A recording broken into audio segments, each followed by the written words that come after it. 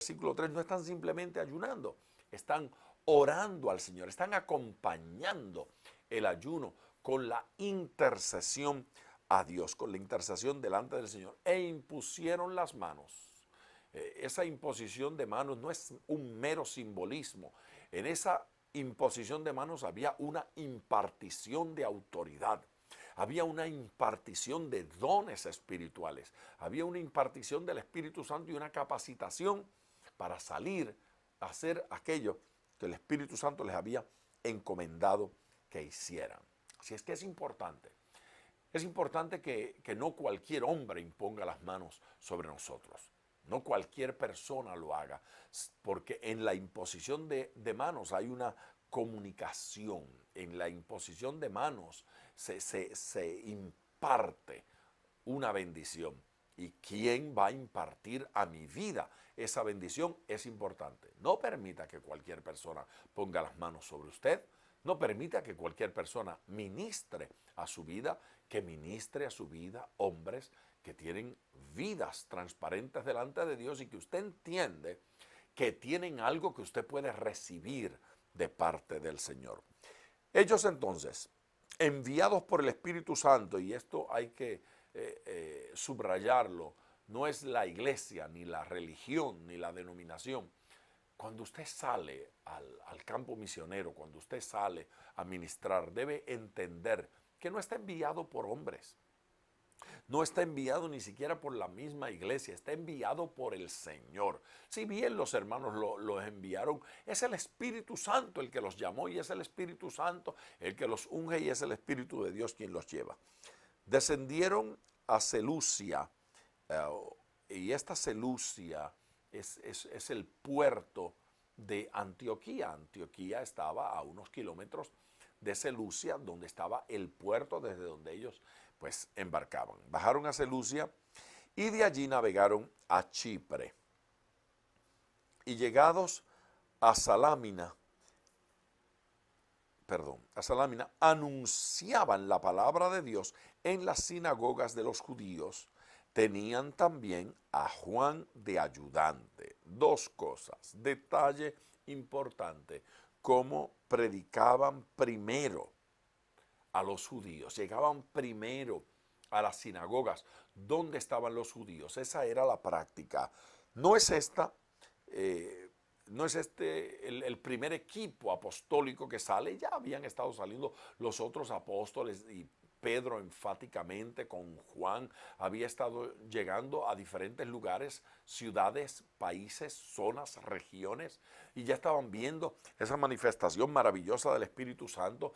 Ya ustedes recuerdan cómo estuvimos viendo en los capítulos anteriores la manera en que el Espíritu Santo utiliza a Pedro en la administración al centurión que conoció a Dios, a Cornelio, a tantas cosas lindas. Ya los gentiles están comenzando a ser alcanzados, pero siempre están llegando primero los judíos que hay en esa región, bueno, por razones varias. En primer lugar, porque eran adoradores del Dios verdadero y lo siguen siendo. En segundo lugar, porque era la gente con la cual ellos podían comunicarse más directamente. En tercer lugar, porque había una sinagoga donde se ofrecía el ambiente apropiado para que, pues, para exponer un mensaje como este, pero sobre todas las cosas, porque ya había establecido Dios que a los judíos primero le llegara este mensaje.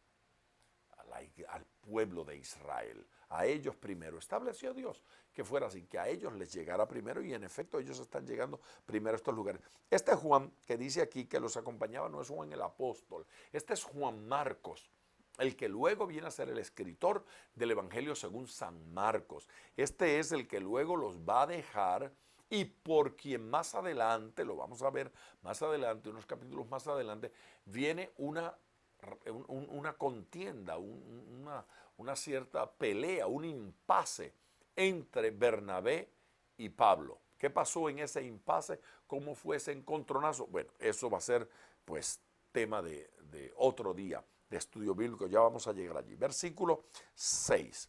Está Juan con ellos y es importante que entendamos que ese Juan es Juan Marcos, no Juan el apóstol. Verso 6.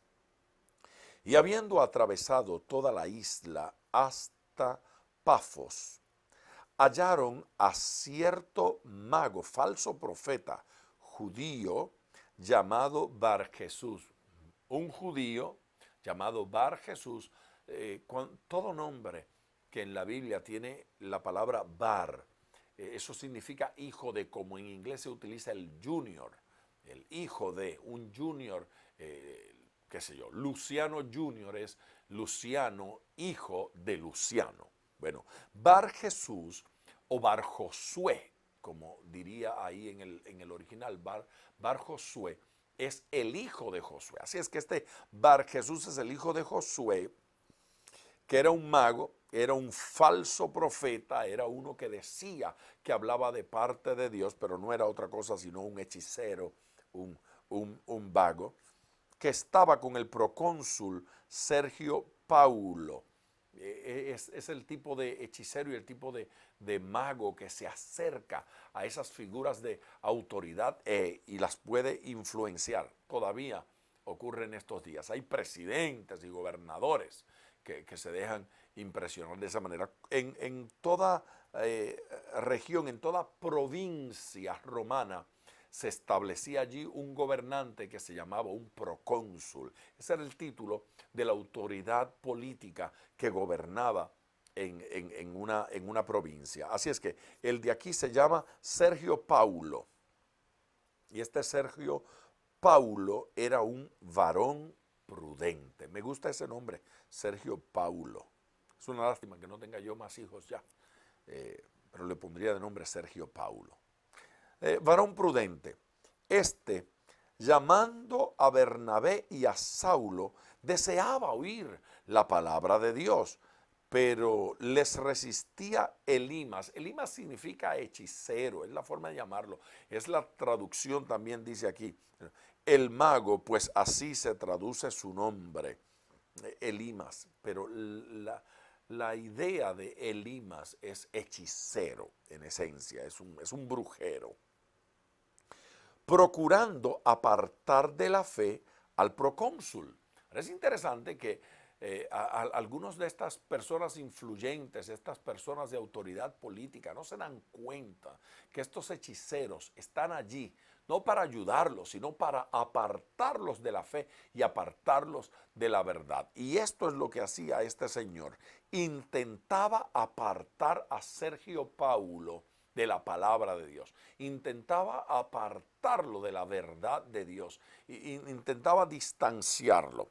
Vamos al versículo 9. Entonces Saulo, que también es Pablo, lleno del Espíritu Santo, fijando en él los ojos. Estamos hablando de Elimas, el mago. Fijando en Elimas, el mago, los ojos, dijo: oh, lleno de todo engaño y de toda maldad, hijo del diablo, enemigo de toda justicia, no cesarás de trastornar los caminos rectos del Señor.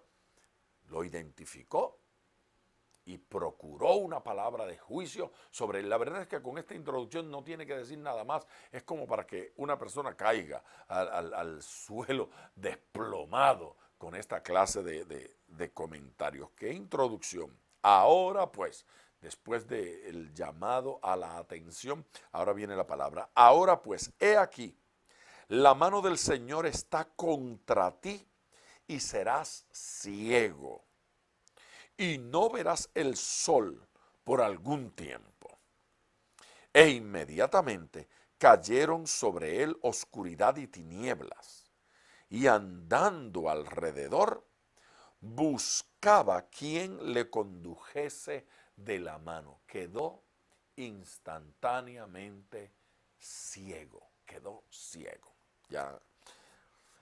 Entonces el procónsul, viendo lo que había sucedido, creyó, maravillado de la doctrina del Señor. O sea que creyó por el milagro y creyó por la palabra.